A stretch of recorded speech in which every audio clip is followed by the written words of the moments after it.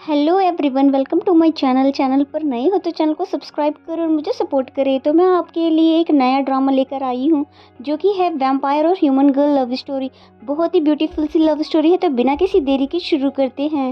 Episode 1। Drama की शुरुआत में हमें एक कपल को भागते हुए दिखाया जाता है जो कि कुछ लोगों से बचकर भाग रहे थे। वह लड़की भागते हुए अचानक गिर जाती है जिसके कारण वो लोग पकड़े जाते हैं। लेकिन जैसे ही उनके पास वे लोग आ जाते हैं वो लड़की को लेकर ऊपर उड़ जाता है क्योंकि वह एक वैम्पायर है।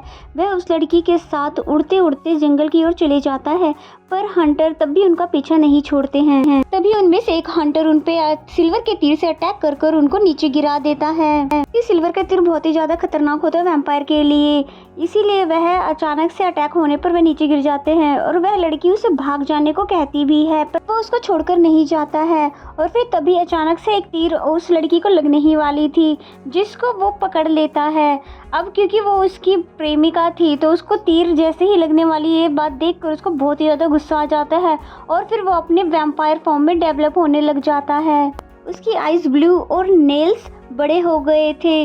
वह सब उसे दरिंदा कहकर मार रहे थे कि तभी उसने एक बार में ही सबको खत्म कर दिया। वैम्पायर फॉर्म में आने के बाद ये बहुत ही ज़्यादा ताकतवर हो जाता है और उसको बहुत ही ज़्यादा गुस्सा आ रहा था क्योंकि किसी ने इसकी प्रेमिका पर अटैक किया है और फिर इसी के साथ वो सबको ख़त्म करता जाता है।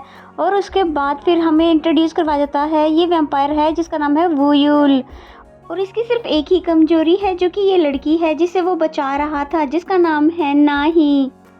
तभी नाही भागते हुए जाती है और वुयुल को हक कर लेती है क्योंकि उसे पता है कि अगर वुयुल को बहुत ही ज़्यादा गुस्सा आ गया तो बहुत ही ज़्यादा खतरा हो जाएगा और वो फिर आउट ऑफ कंट्रोल हो जाता है। इसीलिए जैसे ही नाही उसे हक करती है तो उसकी हार्ट बीट थोड़ी तेज हो जाती है। फिर वो अपनी नॉर्मल फॉर्म में आ गया और फिर वो नाही से पूछ ही रहा था कि तुम ठीक तो हो ना।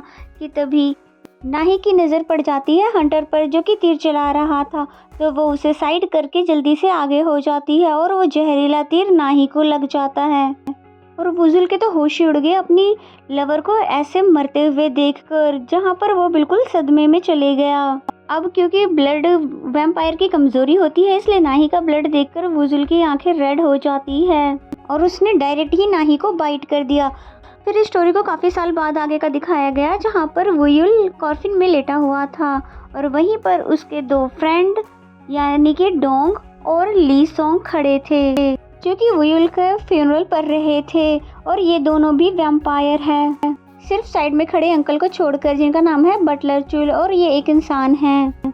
ली सोंग और डोंग वुयुल का फ्यूनरल पढ़ते पढ़ते आपस में लड़ने लग गए यानी कि वुजुल के सामान को लेकर कि वुयुल के जाने के बाद वुयुल के सामान में से कौन अपने पास क्या क्या रखने वाला है। इसलिए कहते हैं कि एक्सपेंसिव हेड का कलेक्शन मैं रख लूंगा और तुम कोट कलेक्शंस रख लेना। कि तभी वुयुल जाग जाता है कि इन नमूनों को मेरे जाने का कोई भी दुख नहीं है, इसलिए कॉफिन से बाहर आकर वो अपनी सीट पर बैठ जाता है और फिर पूछता है कि क्या मेरे जाने के बाद तुम इस मेंशन को भी बेच डालोगे। तो वो दोनों मुकरने लग जाते हैं कि नहीं नहीं बॉस, हम ऐसा बिल्कुल भी नहीं करेंगे। लेकिन वुयुल उन पे बिल्कुल भी यकीन नहीं करता और उसने मेंशन की कि बटलर चुल को दे दी क्योंकि दोनों से इन पे ज्यादा भरोसा है। बाय द वे वुयुल मरने वाला नहीं है, बस थोड़े सालों के लिए सोने वाला है ताकि हमेशा के लिए इंसान बनकर रह सके। तो उसके दोस्त पूछते भी है कि आप क्यों इंसान बनने के लिए इतने ज्यादा पागल हो रहे हो, जो हमें छोड़कर जा रहे हो। लेकिन वुयुल उन्हें रीजन कुछ भी नहीं बताता कि वो क्यों इंसान बनना चाहता है और फिर वो हमें वैम्पायर के बारे में बताने लगा। वैम्पायर को जीने के लिए इंसानों की खून की आवश्यकता पड़ती है, लेकिन मैं और मेरे दोस्त ऐसा नहीं करते, यानी कि हम सिर्फ एनिमल्स का ही ब्लड पीते हैं, वो भी खरीद कर ताकि हमारी बॉडी में से ताकत ना खत्म हो सके। साथ ही हमें धूप बिल्कुल भी पसंद नहीं है क्योंकि इससे हमारी स्किन जल जाती है, इसलिए तेज धूप में हम खुद को कवर करके चलते हैं। और फिर बात की जाए सुपर पावर्स की तो वो हमारे पास होती है, यानी कि हम खुद भी उड़ सकते हैं और सामानों को भी उड़ा सकते हैं, जिससे सफाई करने में आसानी होती है। लेकिन एक चीज है जो कि हमें बिल्कुल भी पसंद नहीं है, जो कि है हम मिरर में खुद को नहीं देख पाते। यानी कि इंसान अपने आप को मिरर में देख सकते हैं लेकिन हम अपना रिफ्लेक्शन मिरर में नहीं देख सकते, जो बात हमें बहुत ही ज़्यादा हर्ट करती है। और बात की जाए फिर पॉपुलैरिटी की तो सारी लड़कियां मुझ पे फिदा है, यानी कि जब जब लड़कियां मुझे देखती है तो उनका चैन और सुकून सब चला जाता है। यानी कि मेरी बहुत ही अच्छी गर्ल्स में फैन फॉलोइंग है। और यही मेरा फ्रेंड ली सोंग, यानी कि वो खुद को ऐसा सोचता है कि लड़कियां उस पर भी मरती है, इसलिए वो आउट ऑफ कंट्रोल हो जाता है। बट थैंक गॉड कि यहाँ पर डोंग है उसको संभालने के लिए और उसे सच्चाई से सामना करवाने के लिए। फिर वुजुल के मैंशन को दिखाते हैं जहाँ पर अक्सर पार्टी होती रहती है क्योंकि वुजुल को ये सब करना पसंद है, जहाँ पर रात को वो खूब इंजॉय करते हैं। यहाँ हमें एक रोज नाम की लड़की दिखाई गई जो कि बहुत ही अच्छी डांसर है। वही ली सोंग एक लड़की से फ्लर्ट कर रहा था, ये बोलकर कि तुम यकीन नहीं करोगी लेकिन मैं अभी तक सिंगल हूँ। लेकिन उस लेडी का तो पूरा फोकस वुजुल पर ही था, यानी कि ली सोंग ने जब ये देखा तो उसे बहुत ही ज्यादा उस पर गुस्सा आने लगा। तभी उसकी लड़ाई उस लेडी से हो जाती है, तो रोज बीच में आकर उन दोनों को शांत करवाती है। फिर वो ली सोंग को अपने साथ ले जाती है और ऊपर से फिर वुजुल को दिखाते हैं जो कि वो बता रहा था कि अब ये एक ऐसा टाइम है जहाँ पर एक भी वैम्पायर हंटर नहीं है, इसलिए वैम्पायर्स इंसानों के बीच में अब आराम से रह पाते हैं वैम्पायर रूल्स को फॉलो करके। बाय द वे हमेशा वुजुल किसी पर्सन का वेट करता है लेकिन वो पर्सन आता नहीं, जो बात बटलर चुल को भी पता है। जहाँ वुजुल को हमेशा किसी का इंतजार रहता है, किसी का इंतजार करते करते वो बाहर आ जाता है जहाँ पर वो देखता है कि एक वैम्पायर किसी दूसरे इंसान का ब्लड पी रहा है। और फिर वो तभी उस वैम्पायर को पकड़ लेता है और पूछता है कि तुम ऐसा कैसे कर सकते हो, क्या तुम्हें नहीं पता कि ऐसा करना हमारे वैम्पायर रूल्स के अगेंस्ट है। वो वैम्पायर उसे बताने लगा कि मैंने इस आदमी को जान से मारा थोड़ी ना है, मैंने तो बस थोड़ा सा ब्लड टेस्ट किया है, इसलिए तुम मुझे मार नहीं सकते हो। और फिर वहाँ से हंसते हुए चला जाता है। और पार्टी में बहुत सारे वैम्पायर थे जो कि वुजुल पे हंस रहे थे कि पता नहीं कैसा वैम्पायर है कि इंसानों का ब्लड ही नहीं पीता, जो सिर्फ जानवरों का ही ब्लड पीता है। कि तभी डोंग वहाँ पर आकर उन सभी को चुप रहने के लिए कहता है। नेक्स्ट सीन में हमें वुजुल को छत पर दिखाते हैं जहाँ पर वो एक कपल को देखकर अपनी नाही को याद करने लगा था कि वो जब नाही के साथ था तो कितना ज़्यादा खुश था। और फिर उस टाइम को याद करने लगा कि जब नाही ने उसको हार्ट्स बीट्स के बारे में बताया था कि जब इंसानों को किसी से प्यार होता है तो उनका दिल धड़कने लगता है। सच्चे प्यार वाली बात सुनकर वुजुल ने उसी दिन से ठान लिया कि मुझे भी इंसान बनना है। और फिर उसने अपने डर का सामना किया, यानी वो तेज धूप में अपने कपड़े उतार कर बैठ गया और बोलने लगा कि गॉड मुझे प्लीज इंसान बना दो। तभी उसके दोस्त वहाँ पर आकर उसको बचा लेते हैं, नहीं तो वो पूरी तरह से वहाँ पर जल जाता। फिर उसके बाद एक दिन बहुत सारी लेसन को भी खा लेता है जो कि वैम्पायर के लिए बिल्कुल भी अच्छी नहीं होती, जहाँ पर वो फिर एक बार मरने ही वाला था कि तभी उसके दोस्त वहाँ पर आकर उसको बचा लेते हैं। तो बस एक ही काम रह गया था जो कि है गॉड से प्रे करना। वो प्रे करने भी पहुँच जाता है और पूरे मन के साथ वो प्रे करने लग जाता है कि प्लीज गॉड मुझे इंसान बना दो। इसके दोस्त बहुत ही ज्यादा परेशान होते हैं क्योंकि वुजुल इन जिद को छोड़ ही नहीं रहा था, क्योंकि उसे इंसान बनना था। फिर उसके बाद हमें स्टोरी प्रेजेंट में दिखाई गई जहाँ पर वुजुल छत पर था कि तभी उसकी नजर एक कैट पर गई जो कि भूखी थी, इसलिए वुजुल उसको जाकर खाना खिला देता है कि तभी वो कैट इंसानों की तरह बोलने लगी, जिसे बोलता हुआ देखकर वुजुल के होश उड़ जाते हैं क्योंकि ये एक ह्यूमन कैट है, यानी कि ये एक जादुई कैट है जो कि ह्यूमन और कैट दोनों का ही रूप ले सकती है। इसलिए उसे सूप पिलाते समय वो पूछता है कि क्या आप एक बात बता सकते हैं कि एक वैम्पायर इंसान कैसे बन सकता है, क्योंकि आपको पता ही होगा क्योंकि आप भी तो इंसान बन जाते हो एक कैट से। जिस पर वो पहले पूछता है कि ये बताओ कि तुम्हें इंसान क्यों बनना है। तब वुजुल बताता है कि लव की वजह से, यानी कि मैंने किसी से प्रॉमिस किया है कि हम नेक्स्ट टाइम जब मिलेंगे तो मैं बहुत ही प्यार से तुम्हारे साथ ही रहूँगा। फिर स्टोरी हमें पास में दिखाते हैं कि जहाँ पर नाही मरने से पहले बोलती है कि मैं तुमसे प्रॉमिस करती हूँ कि मैं तुमसे मिलने के लिए जरूर आऊँगी। फिर वो दोनों हमेशा के लिए प्यार से रहेंगे और साथ ही उसने अपना ब्लड भी पीने के लिए कहा था ताकि वो उसको हमेशा याद रख सके, यानी कि वुजुल ने ऐसा ही किया, उसने नाही का ब्लड पी लिया और अब वो प्रेजेंट में उसका इंतजार कर रहा है वापस आने का। उसके बाद फिर कैटमैन कुछ मंत्र पढ़ता है और उसके बाद बताता है कि तुम्हें अगर इंसान बनना है तो पूरे 100 साल के लिए कॉफिन में सोना पड़ेगा। तो वुजुल बोलता है कि आपको पता भी है हॉर्जन कॉफिन में सोने से क्या होता है, यानी कि ये एक मरने जैसा ही है। तो कैटमैन कहते हैं हाँ ये एक मरने जैसा ही है, तभी तो तुम इंसान बन पाओगे, क्या तुमने मजाक समझा हुआ है इंसान बनना। तब जाके वुजुल इस बात के लिए मान जाता है और फिर ये पूरी स्टोरी जो कि वो अपनी दोस्तों को बता चुका है, यही वजह है मेरे 100 साल सोने की। और फिर इस पे ली सोंग उसको मना करने लग जाता है कि फिर भी तुम इंसान नहीं बने तो, पर वुजुल ये करना चाहता है क्योंकि यही एक रास्ता है इंसान बनने का और वो अपनी नाही के लिए इंसान बनना चाहता है। और फिर तभी वो बटलर चूल के पास आकर सॉरी बोलने लगा, क्योंकि वो जब तक जागेगा बटलर चूल तो ऊपर जा चुके होंगे, क्योंकि वो तो एक इंसान है, वो इतने सालों तक जीवित थोड़ी ना रहेंगे, क्योंकि मैं आपका फ्यूनरल भी अटेंड नहीं कर पाऊंगा। तो मिस्टर चुल कहते हैं कि आप फिक्र मत कीजिए और मैं वादा करता हूँ कि मेरी आने वाली सभी पीढ़ियाँ आपकी मेंशन की रक्षा करेगी, यानी मेरे बच्चे के बच्चे और उनके बच्चों के भी बच्चे सभी यानी आपके गुलाम रहेंगे। तभी वजीर उनको थैंक्स कहते हुए उड़ता हुआ कॉफिन के अंदर आ जाता है, लेकिन सोने से पहले वो एक मिरर मांगता है ताकि 100 साल बाद जब वो इंसान बन के उठे तो वो अपना चेहरा मिरर में देख सके कि वो कितना ज्यादा हैंडसम है कि सभी लड़कियां उस पर मरती है। और फाइनली वो उसमें लेट गया और फिर अपने दोनों दोस्तों को बाय कह देता है, जिसके बाद वो दोनों बहुत ही ज्यादा इमोशनल हो जाते हैं और कॉफिन को फिर बंद कर दिया जाता है, यानी कि वुजुल तब जागेगा जब ठीक टाइम आएगा, तब इस कॉफिन को ओपन किया जाएगा।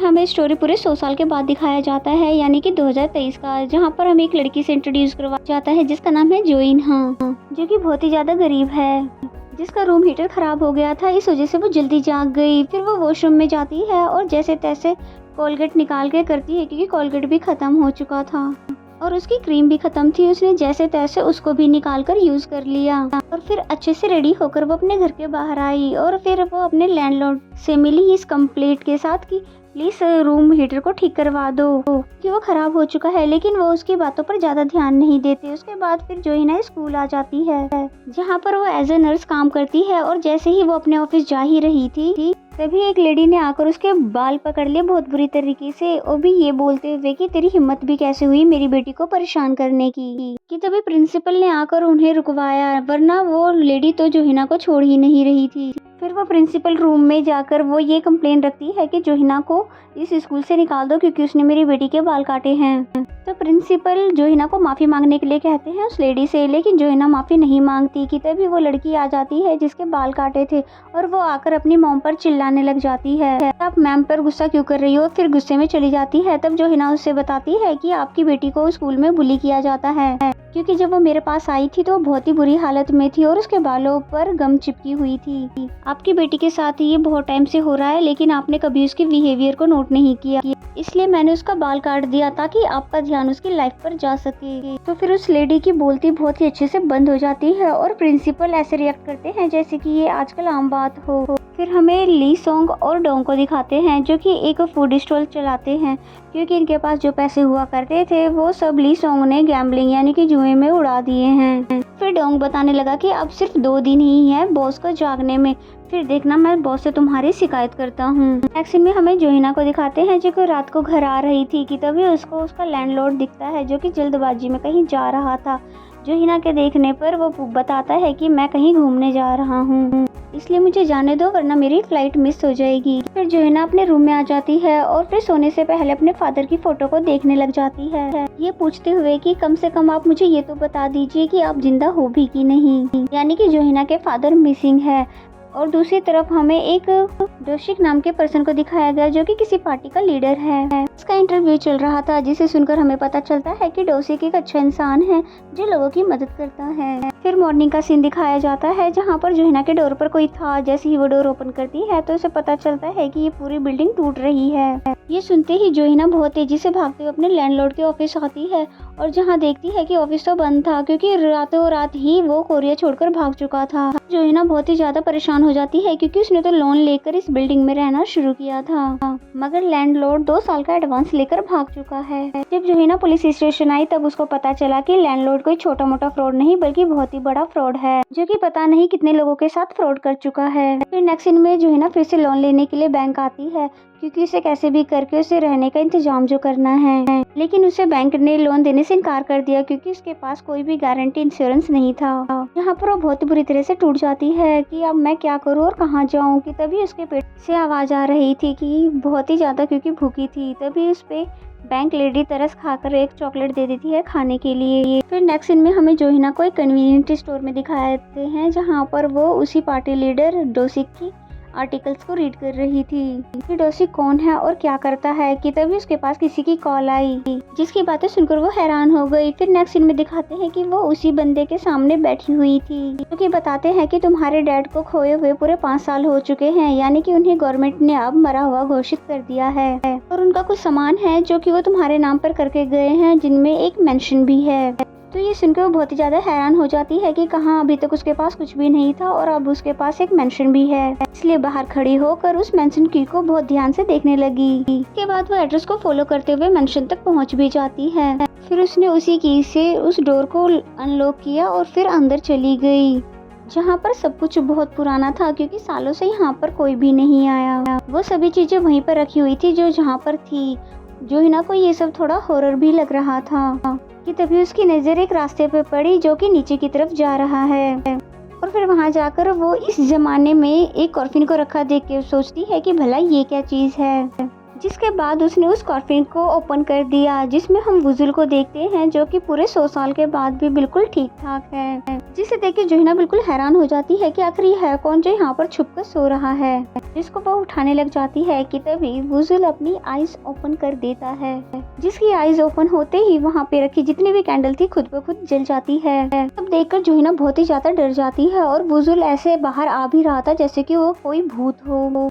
इसलिए जोहिना बहुत ही तेज से चिल्लाने लग जाती है और फिर उसके बाद वुजुल बिल्कुल नॉर्मल होकर खड़ा हो जाता है। फिर पूछने लगा कि तुम बटलर चोर की पीढ़ी में से हो, क्योंकि उन्होंने मुझसे वादा किया था उनकी सारी पीढ़ी मेरी मेंशन की रक्षा करेगी और मैं इस मेंशन का असली ओनर हूँ जो कि पूरे 100 साल के बाद जागा हूँ। जोहिना हैरान हो जाती है कि भला ऐसे कैसे हो सकता है जबकि मैं पेपर पर अभी अभी अपना नाम देख कर आई हूँ। वहीं वुजुल खड़ा होकर बोल रहा होता है कि आज मेरा इंसान बनने का फर्स्ट डे है, यानी कि मेरा फर्स्ट बर्थडे, इसलिए मांगो तुम्हें क्या चाहिए। तो जोहिना उसे जाने के लिए बोलने लगती है। जोहिना उसे निकालने लगती है कि तभी वो जोहिना के हाथ पे लगे चोट से अट्रैक्ट होने लग जाता है और वुजुल सोचता है कि मुझे इंसान बनने के बाद भी ब्लड से अट्रैक्शन क्यों हो रही है। इसलिए से जल्दी से मिरर के पास आता है जो उसने अंदर रखा था, लेकिन जैसे ही वो मिरर में देखता है तो अपना फेस क्लियर नहीं देख पाता था। और जब उसे पता चलता है कि उसे पूरे 100 साल होने में एक दिन पहले उठा दिया गया है, यानी वुजुल को उठना 9 दिसंबर को था पर उसे 8 दिसंबर को उठा दिया गया है, यानी एक दिन पहले, जिस वजह से वो पूरा इंसान नहीं बन पाया है, यानी आधा इंसान और आधा वैम्पायर बनकर रह गया है। यहाँ पे बहुत ही ज्यादा गुस्सा हो जाता है और गुस्से में जोहिना का मोबाइल लेकर फेंक देता है, जो कि पुलिस को फोन कर रही थी, और फिर चिल्लाकर पूछने लगता है कि तुम्हारी हिम्मत हुई भी कैसे मुझे एक दिन पहले उठाने की। जोहिना पहले तो डर जाती है कि आखिर ये है कौन, फिर वो खुद भी चिल्लाने लग जाती है कि तुम मुझ पर चिल्ला कैसे सकते हो। लेकिन वुजुल बस गुस्से में यही बोले जा रहा था कि तुम्हें मुझे जगाना नहीं चाहिए था। तुम्हें पता भी है मैंने कितनी ज्यादा मुश्किल से इस कॉफिन के अंदर सरवाइव किया है, तुमने मेरी सारी मेहनत को बर्बाद कर दिया, इसलिए अब तुम्हें पनिशमेंट मिलेगी। और ये बोलकर वो उसको बाइट करने ही वाला था कि तभी जोहिना वुजुल से पहले ही उसे बाइट कर देती है, क्योंकि वो उससे भी बहुत ही ज्यादा खतरनाक और लड़ाकू लड़की है। वुजुल पूछता भी है कि तुम ये कर क्या रही हो, लेकिन वो तभी उसको बहुत ही जोर की बाइट कर देती है। उसके ऐसा करते ही वो बहुत जोरों से चिल्लाया और फिर इसी के साथ एपिसोड 1 यहीं पर खत्म हो जाता है। तो मेरा एक्सप्लेनेशन अगर आपको अच्छा लगा तो वीडियो को लाइक करें और कमेंट करके ज़रूर बताएं ये एपिसोड आपको कैसा लगा। अगर चैनल को अभी तक सब्सक्राइब नहीं किया तो सब्सक्राइब कर लें। तो मिलते हैं सेकंड एपिसोड में, तब तक के लिए बाय बाय।